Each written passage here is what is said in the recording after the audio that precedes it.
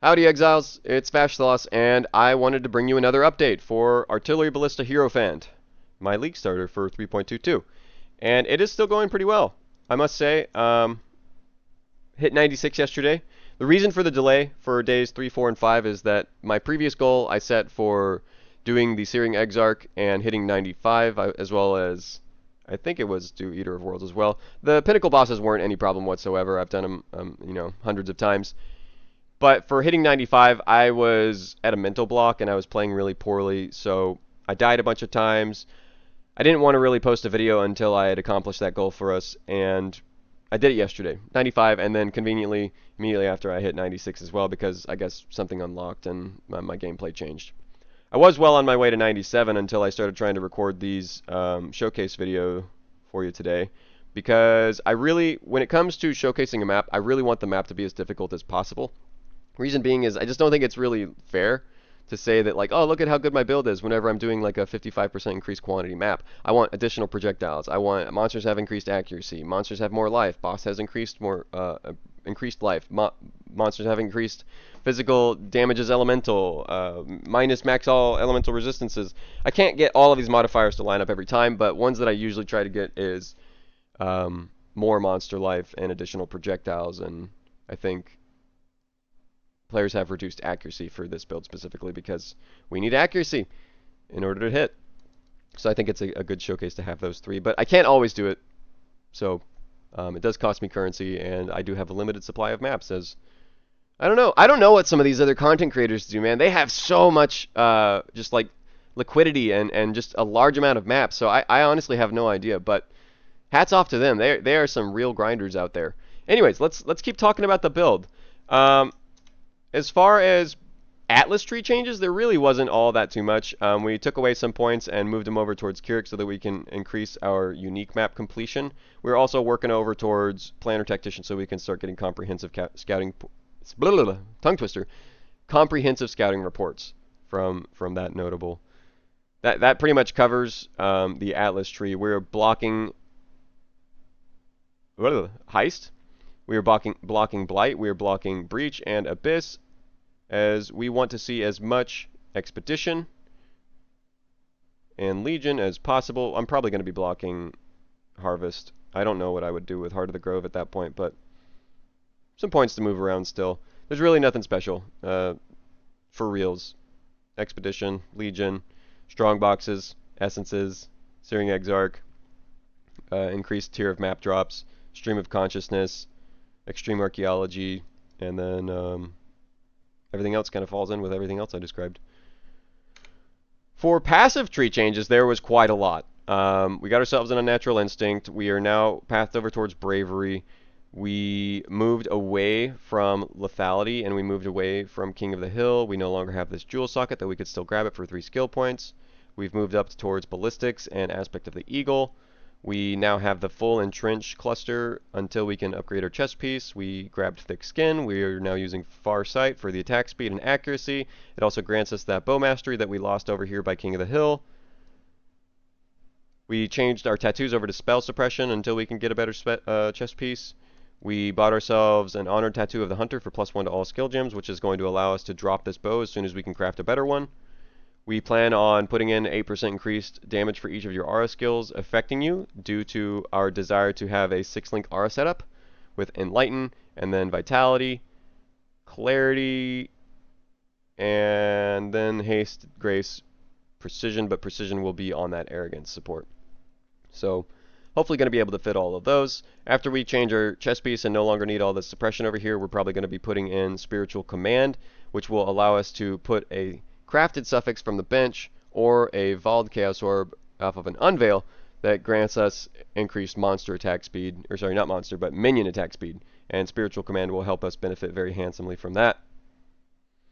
Other tattoos I have are chance to knock enemies back on hit. I did have a Maim one right here. I should probably get that one back because I think I gained some strength somewhere else, but not too big of a concern getting that one back. I think knockback is a very powerful defensive layer though, and you should absolutely grab this whenever you can.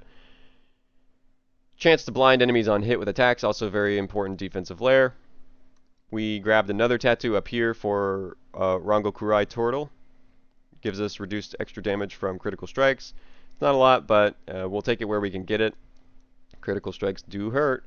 And let's talk a little bit about gear. We changed one of our flasks over to an amethyst flask. We're still using granite. We're still using jade.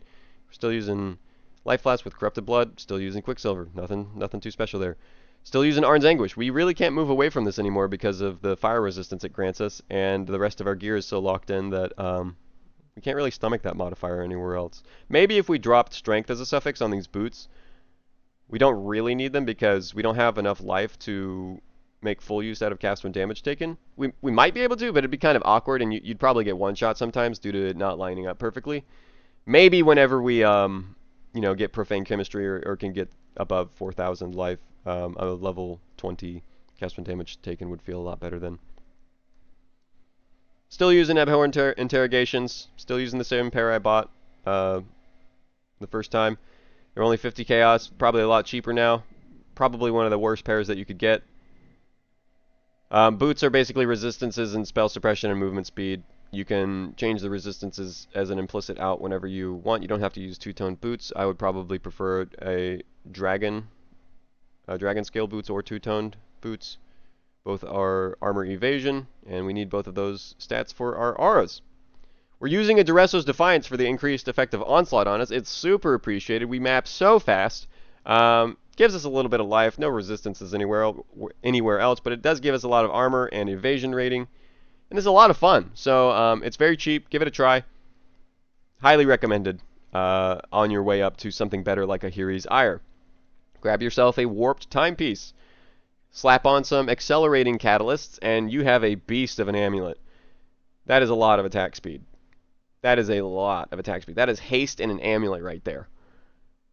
I was using an Ahuana's Bite for the conversion of chill over to an increased damage taken modifier. I tried to double corrupt it to have I had a perfect one, and it vaporized as soon as I tried to double corrupt it. I was a little upset. But, whatever, it happens. You got to take risks to reap the rewards, right? So we moved over to a Maloney's Nightfall after Path of building it and plugging it in there. Gives us an extra defensive layer with a smoke cloud when hit. Gives us attack speed, gives us life, gives us chaos resistance, which we lack a lot of.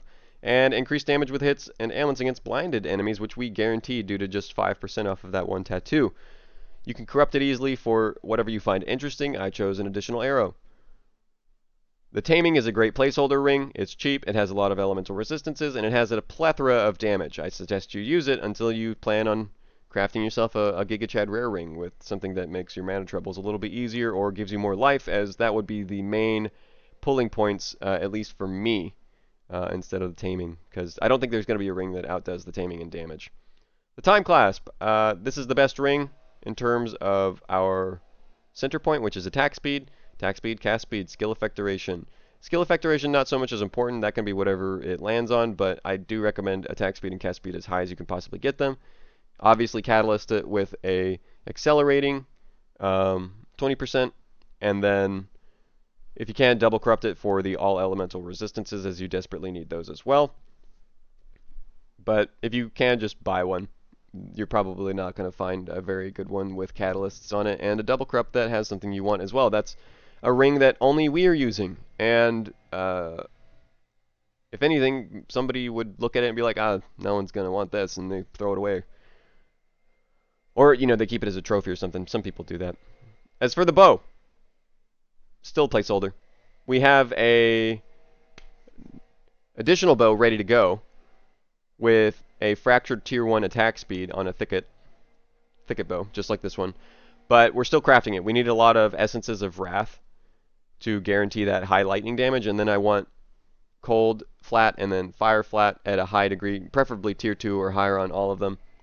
And then for the suffixes, I would like an open suffix at least, so that I can get on that increased minion attack speed. We bought ourselves a different Wilma's Requital. This one has lower accuracy, has a little bit more elemental damage with attack skills, but it does have the very important artillery ballista fires 2 additional arrows. Cost me 70 chaos, I think, 70 or 90 chaos, I can't remember exactly, but it was reasonably expensive, but far more common than I would have thought. So people are picking these up and slapping that puppy on. So Don't fret. Prices may go down, prices may go up, but it's really not that backbreaking in order to acquire this. And you can solve your accuracy problems somewhere else. It's still a large amount of accuracy on a helmet. I think that covers it. We're all caught up. We moved our brutal restraint down here, and as a result, I find more interest in fury bolts and bravery. It's, roughly the same as to where we had it over there. There's like what, 1, 2, 3, 4, 5, 6. Yeah, just roughly the same. So that covers it. We're all caught up. Days 3 through 6. Sorry, brain fart.